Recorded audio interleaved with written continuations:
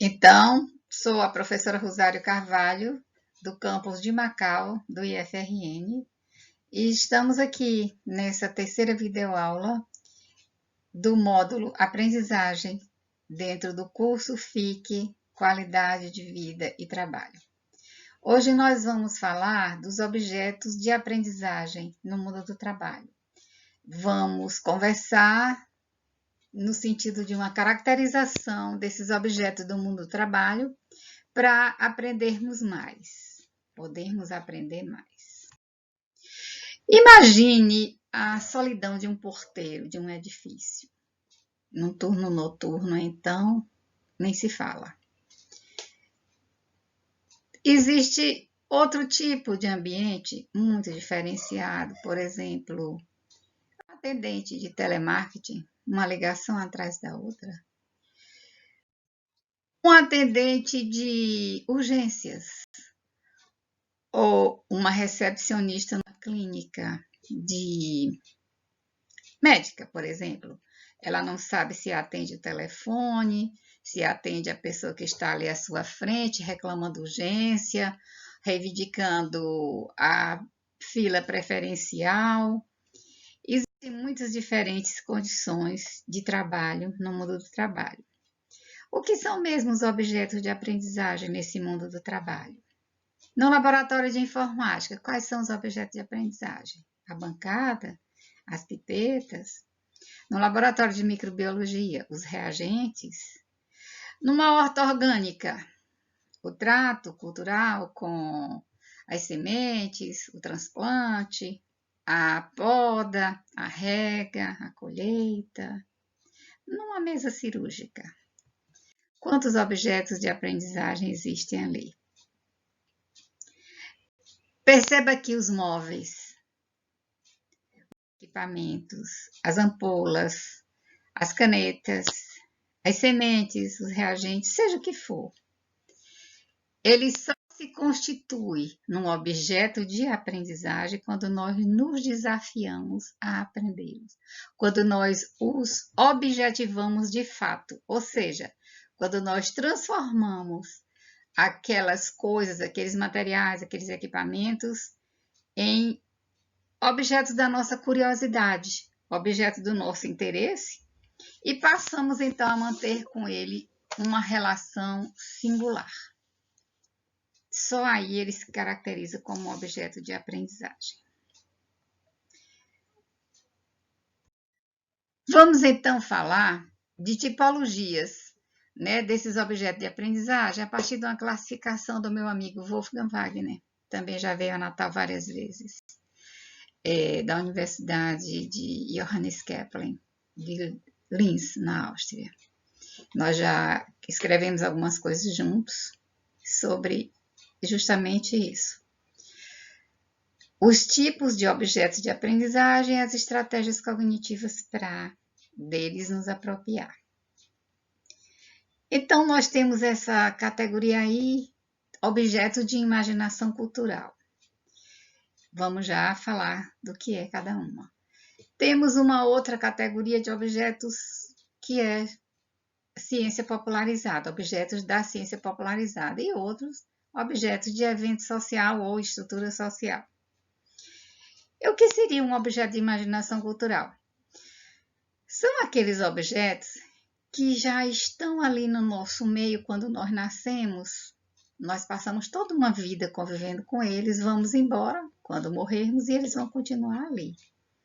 Então, são objetos com os quais nós estabelecemos relações informais desde a mais tenra idade e sobre os quais construímos as mais diferentes aprendizagens por uma relação muito direta, muito particular, cotidiana com eles.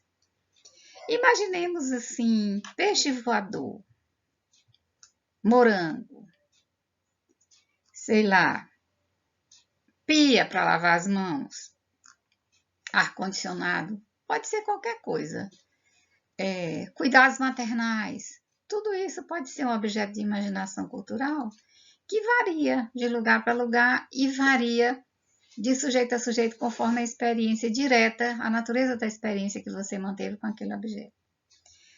Pense num professor, por exemplo, falar uma aula sobre peixes, e na região onde tem o peixe voador, ele usar o peixe voador como exemplo. Seria uma decisão muito feliz, visto que aqueles alunos daquele local convivem com esse peixe desde que se entende de gente. Eles conhecem a cor do peixe, o peso do peixe, a textura do peixe, o cheiro, a cor, o sabor. Então, qualquer ensinamento, qualquer aula, qualquer trabalho de ensino-aprendizagem em torno de um objeto desse tipo de imaginação cultural, ele vai ser de uma aprendizagem muito mais, digamos assim, direta, porque as pessoas que estão ali para aprender, elas já têm uma relação natural com esse objeto. Então, elas não precisam naturalizá-lo, elas não precisam trazê-lo para si, não precisam objetivá-lo nem naturalizá-lo. Já faz parte do seu cotidiano. Se essa mesma aula sobre peixe, ele for pegar o exemplo de peixe voador, por exemplo, lá no sertão do estado, né, onde as pessoas não têm esse tipo de peixe, já vai ser diferente. Elas já vão ter que ter outro processamento cognitivo de objetivá-lo como um ser estranho, porque elas nunca viram um.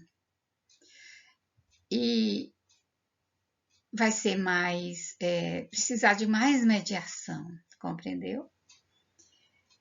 E assim são todos os objetos. Tem aquela historinha do homem que foi conhecer a plantação de morangos. Um amigo convidou e ele começou a caminhar, olhando para cima, procurando em árvores e dizia: cadê os morangos? Cadê os morangos? Cadê os morangos? Ele estava pisando nos morangos.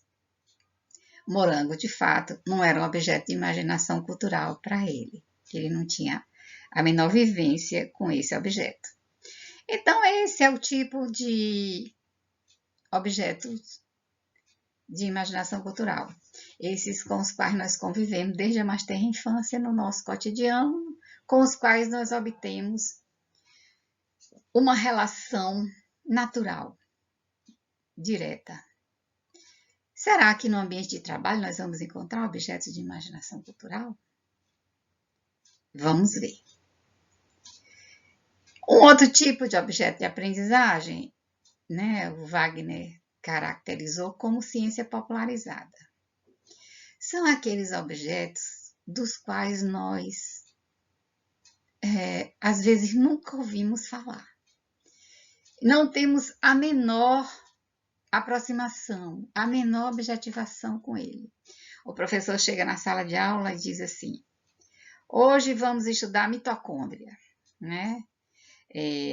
Cateto, hipotenusa, aliteração, hipérbole. Então, são palavras assim que soam como que esotéricas para nós. Nós nunca ouvimos falar. Estamos ali esperando a aula e o professor chega com uma linguagem assim inusitada, falando de coisas que a gente não tem nem como começar a imaginar. Elas vêm de um universo longínquo ao nosso. Elas vêm justamente do mundo da ciência, das academias, dos laboratórios. Por isso se chama ciência popularizada, porque ela tem que chegar até nós, se converter através de um processo muito mais longo de objetivação, de naturalização, para poder aproximá-la de nós. E temos um terceiro tipo de objeto, que é o chamado evento social ou estrutura social, que é muito menos durável no tempo, mas que também convive conosco no cotidiano. Por exemplo, essa pandemia do coronavírus é um evento social. Um incêndio, uma greve, um desabamento. Só estou falando de catástrofe, né? Brumadinho, né? É o mais recente que nós tínhamos no Brasil. Então, são objetos que surgem de repente e para o qual ninguém está preparado para responder. Ele traz demandas que nem mesmo cientistas estão aptos a responder. E a objetivação dele vai sendo feita muito lentamente, né, num processo social de difusão e de propagação e até de propaganda também. Ele traça uma trajetória e vai se transformando com o tempo.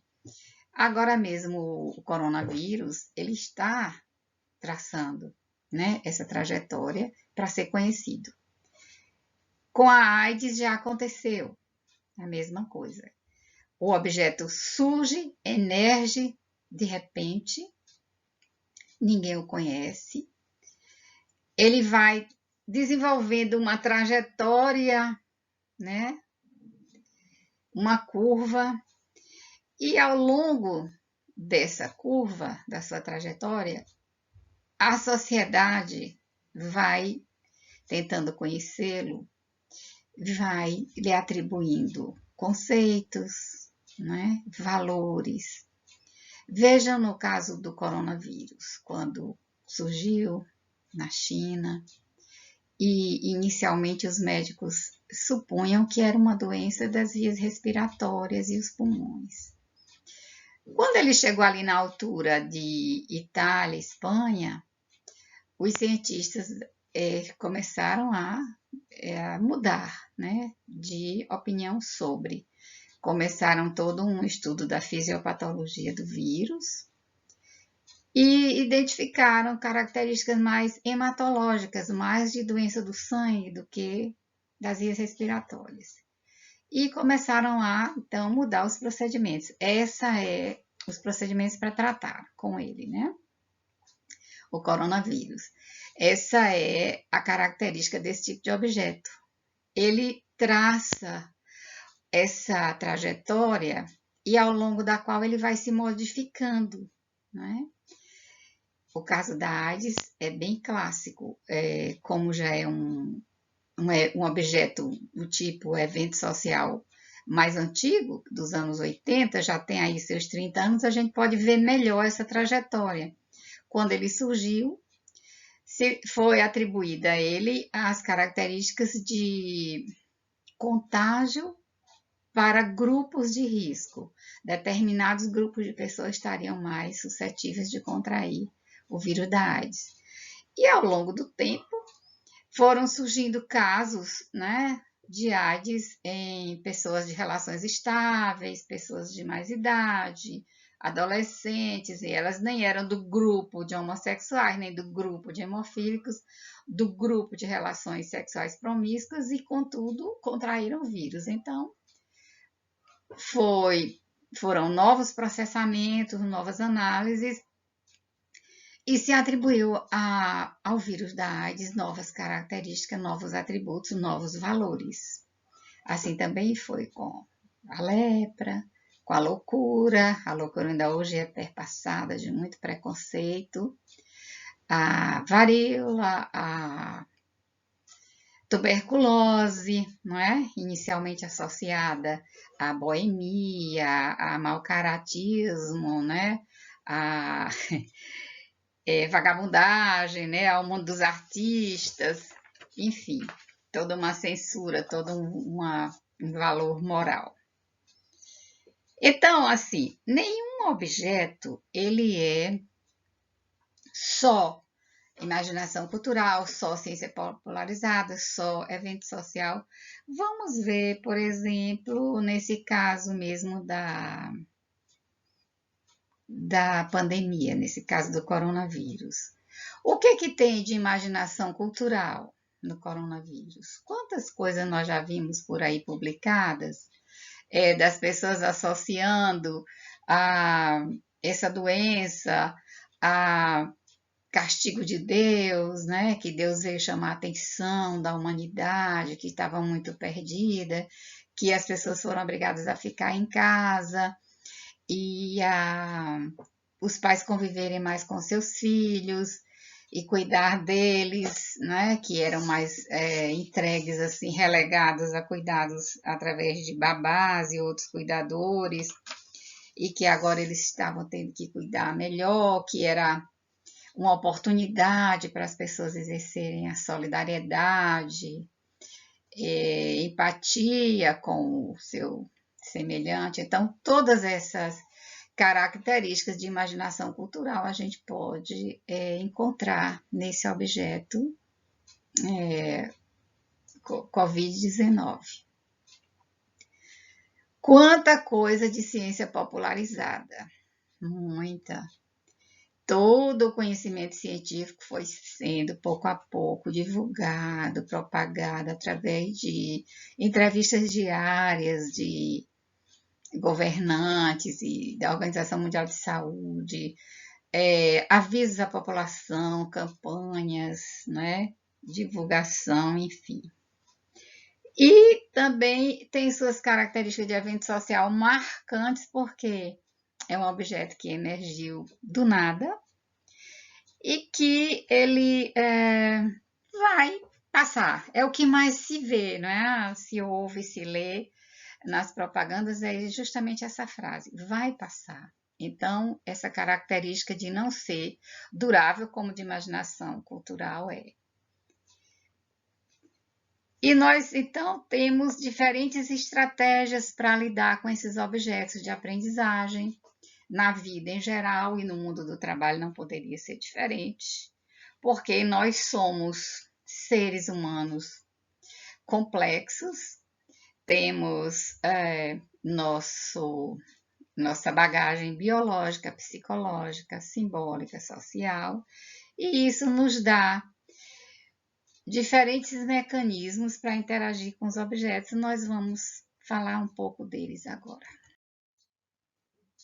Então, como aprendiz, quantas facetas nós podemos nos atribuir? Eu costumo trazer essas 4, pelo menos. A faceta cognitiva, a faceta metacognitiva, uma faceta social, uma faceta simbólica. Então, nós somos, ao mesmo tempo, um sujeito inteligente, sujeito cognitivo, a faceta cognitiva, que mantém uma relação direta com o objeto do conhecimento e apreender aquele objeto é uma tarefa pessoal intransferível. Aquilo que você não aprender para você, ninguém vai conseguir. Por mais que tente lhe ensinar, se você não aprender, você não aprende. É uma tarefa pessoal intransferível. No ambiente de trabalho, por exemplo, tem inúmeros objetos, né, à disposição.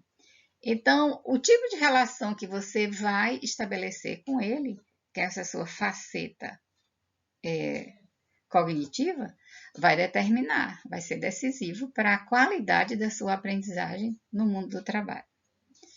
A faceta metacognitiva, o que é a metacognição? É o maestro da orquestra. Então, é você regular a sua própria aprendizagem. Procure conhecer o seu estilo de captar, de processar informações. Há pessoas que têm um melhor processamento auditivo, outros têm um melhor processamento visual. Eu, por exemplo, prefiro 1000 vezes o processamento visual do que o auditivo para mim, para minhas aprendizagens. Procure reconhecer seu biorritmo, seu ciclo de sono e vigília, que hora você está mais desperto, que hora você está mais devagar, mais sonolento, mais lento nas ideias, né? Procure identificar suas memórias afetivas, quais são as coisas que lhe são gratas, que lhe trazem prazer em fazer, quais são as coisas mais difíceis. Procure dominar aquelas em que você tem mais dificuldade na situação nova. Não traga para uma situação nova de trabalho as frustrações ou as decepções de experiências anteriores. Procure ver qual é a sua memória seletiva, o que é aquilo que você sempre quer aprender, o que é aquilo que você rejeita. E vá tentando, então, procure ver qual a sua memória melhor, é a de longo prazo, aquelas coisas mais antigas, ou é a imediata, de curto prazo. Enfim, você tem um mundo dentro de você para descobrir, para identificar, para trabalhar, para aperfeiçoar, para que essa metacognição, esse maestro, faça essa orquestra das 4 facetas de aprendiz funcionar da melhor forma possível. Eu coloquei também a faceta social, né? Nós todos somos seres sociais, de relações, e no ambiente de trabalho, nós vamos ter a oportunidade de relações simétricas e assimétricas. Quais são as relações simétricas? São aquelas estabelecidas com as pessoas que estão no mesmo patamar nosso, de conhecimento dentro da empresa. E as assimétricas são aquelas que nós estabelecemos com as pessoas que vão nos instruir, nos orientar, nos formar. São os instrutores das capacitações, são os chefes, né? Os gerentes de produção, gerente de produto. E nós temos que estabelecer com eles relações e nos esforçar para que essas relações sejam o mais possível cooperativas, não coercitivas. E coercitivas no sentido positivo. Por exemplo, numa tarefa de mentoria, por exemplo, que aquele funcionário mais antigo vai ficar fazendo aquela mentoria para você, para a sua aprendizagem, existe uma certa coerção.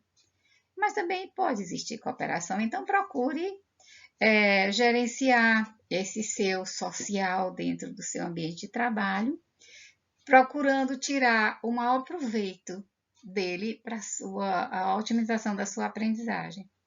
E, por fim, nós somos sujeitos simbólicos, né? Eu sempre digo, ninguém trabalha só para suar.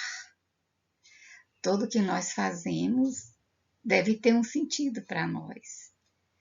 Às vezes, o trabalho em si, a tarefa cotidiana, pode ser repetitiva, pode ser monótona. Na fábrica, na empresa, você pode se sentir assim, meio mecânico, mecanizado. Mas se você tem um propósito com o seu trabalho, você consegue, sim, desempenhar bem e se sentir útil, não é? E se sentir importante naquela tarefa. Então, essa dimensão simbólica, ela tem um peso muito grande na aprendizagem.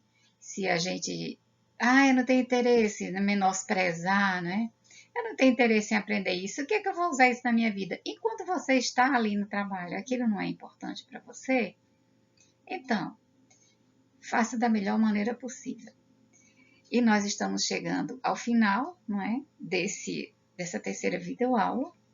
Esse curso é um curso de aulas, videoaulas curtas, né? Para não ser monótono, cansativo. Vocês ficam com mais manchetes e menos detalhes, né? Mas vão ser anexadas são anexadas a cada aula as tarefas e leituras complementares para vocês se aprofundarem na medida do seu interesse e da sua necessidade. Eu desejo que vocês tenham conseguido, né? Nós possamos conseguir juntos construir novas aprendizagens para sermos cada vez melhores aprendizes e aprender a viver com propósito. Eu ouvi numa conferência uma vez, o senhor Won deu uma palestra e ele disse, o que é o propósito da vida? É viver com propósito. Então, até outro dia, até outra ocasião. Foi um prazer estar aqui com vocês durante essas 3 videoaulas. Desejo que vocês possam se aperfeiçoar cada vez mais nessa tarefa de viver como um eterno aprendiz. Obrigada.